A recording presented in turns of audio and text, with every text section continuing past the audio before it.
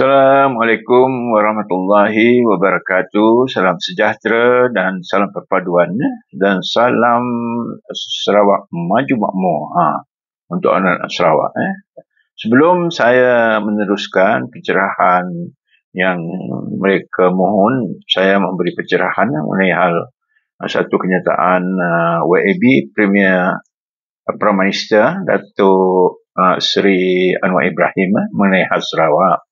Sebelum itu saya ingin mengingatkan orang Sarawak terutamanya kalau ada masa cari buku Tok. Tu bukunya. Buku Tok mengenai hal first premier tapi bukan orang kata Abang Johari. Abang Johari itu adalah first premier dan dalam buku Tok ada tertulis semua menteri-menteri, ketua menteri sebelum tu lah dan pergolakan politik baik orang kata selain daripada yang bercerita juga mengenai hal apa yang berlaku di negeri Sarawak. Itu dia. Bacalah kalau dapat bacakan. Jadi tuan-tuan dan puan-puan hadirin yang saya hormati. Hari ini saya tidak bercakap mengenai hal atas nama mana-mana parti politik. Saya bercakap sebagai rakyat Malaysia dan lebih khusus sebagai rakyat Sarawak. Dan yang telah lama menyaksikan perjuangan negeri ini mencari tempat yang adil dalam persekutuan Malaysia. Tuan-tuan dan puan-puan, hari ini satu kenyataan Perdana Menteri Datuk Seri Anwar Ibrahim bahawa katanya Sarawak adalah masa depan Malaysia. Cuba kita rungkaikan apa yang sebenarnya dimaksud oleh Perdana Menteri. Bukan sekadar ungkapan diplomatik, ia adalah satu pengakuan politik. Ia adalah satu pengiktirafan sejarah dan bagi Sarawak, ia adalah satu pengasahan perjuangan yang panjang dan berliku. Okey, itu salah satunya kata Premier. Sejak pembentukan Malaysia pada tahun 1963, Sarawak menyumbang secara konsisten pada kekayaan dan kestabilan negara. Minyak dan gas dari perairan Sarawak, hasil hutan, hidroelektrik, dan tanah yang luas, semuanya menjadi tulang belakang ekonomi negara, seluruh negara.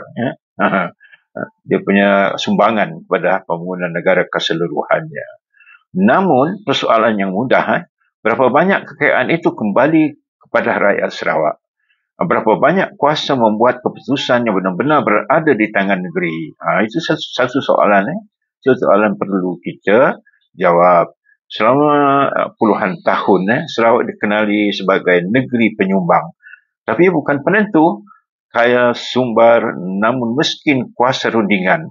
Ini realiti yang coba diperbetulkan hari ini.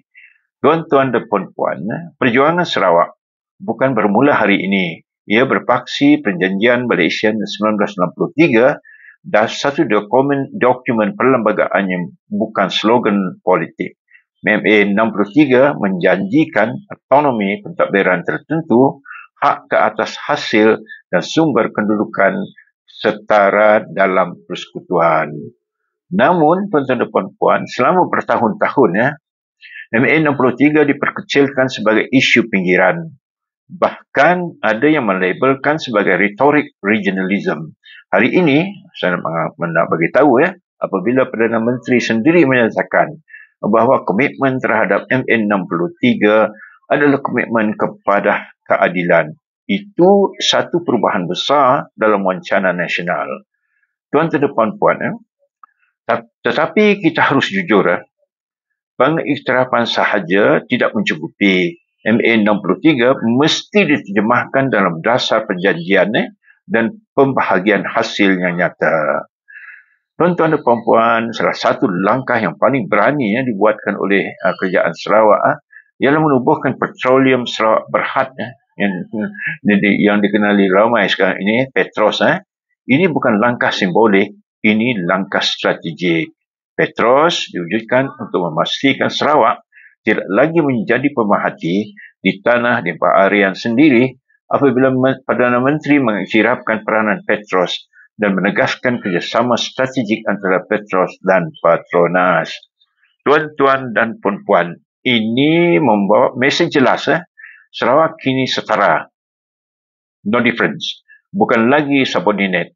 Ya, ini bukan soal menentang Petronas. Ini soal menstruktur semula keadilan dalam industri tenaga negara. Tuan-tuan dan puan-puan, di sebalik semua ini, kita tidak boleh menafikan peranan yang amat berhormat Datuk Petinggi Tan Sri Abang Johari Tun Openg, Premier Sarawak, sebab kepimpinan beliau bukan bersifat populis. Beliau tidak banyak retorik dan tetapi beliau konsisten. Saudara-saudari, anak-anak Sarawak terutamanya, pendekatan beliau begitu jelas. Sarawak mesti menguasai hala tuju ekonominya. Sarawak mesti membina kapasiti sendiri. Sarawak mesti berunding dari posisi kekuatan. Ini sebabnya Sarawak hari ini mampu bercakap dengan Jepun, Korea, Eropah sebagai rakan strategik, bukan sebagai peminta pelabur. Tuan-tuan dan puan-puan, Sarawak tidak lagi bergantung kepada ekonomi lama semata-mata. Sarawak kini, tuan-tuan dan puan-puan, melaburi, orang kata, melaburi isu seperti hidrogen. Tenaga boleh diperbaharui, industri hiliran bernilai tinggi. Ini penting kerana dunia sedang berubah. Negara yang terus bergantung kepada ekspor bahan mentah akan ketinggalan. Sarawak memilih untuk berada di hadapan gelombang perubahan. Tuan-tuan dan puan-puan, lebih penting. Lebih penting. Ini bukan projek elit. Ini tentang peluang kerja untuk anak muda. Pembangunan luar bandar, ekonomi jangka panjang yang mampan. Jadi tuan-tuan dan puan-puan, apa yang kita saksikan hari ini ialah percubaan membina model baharu hubungan persekutuan dan negeri Sarawak. Bukan dominasi, bukan konfrontasi, tetapi perkongsian setara. Namun, model ini akan berjaya jika 3 perkara dipenuhi. Pertama, ikhlas dalam berpolitik. Kedua, pelaksanaan dasar dan yang konsisten. Dan ketiga, ketulusan dalam perkongsian hasil.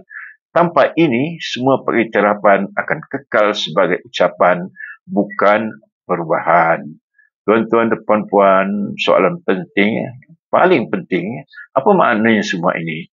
Kepada nelayan di pesisir, petani di pedalaman, pekerja biasa, dan generasi muda Sarawak. Jawapannya mudah je.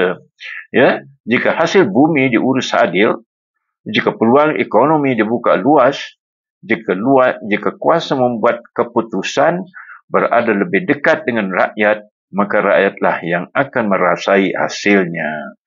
Tuan-tuan dan puan-puan hadirin sekalian, hari ini Sarawak berdiri lebih teguh. Suara Sarawak lebih didengari. Hak Sarawak semakin dipulangkan. Ini bukan kerana belas ehsan sesiapa, ini kerana keberanian politik, konsistensi kepimpinan dan kesebaran rakyat Sarawak itu sendiri. Jika kita benar-benar mahu Malaysia yang adil, seimbang dan berdaya tahan, maka Sarawak mesti terus berdiri, sama tinggi dan duduk sama rendah, kerana masa depan Malaysia tidak boleh dibina tanpa Sarawak sebagai rakan setara. Betul tidak? Itulah sedikit pencerahan saya mengenai hal statement yang dikeluarkan oleh PMX bersama Yang Amat Berhormat Premier Sarawak. Sekian, terima kasih. Sila like, share, subscribe dan komen. Share banyak-banyak dan komen banyak-banyak. Terima kasih banyak. Assalamualaikum warahmatullahi wabarakatuh.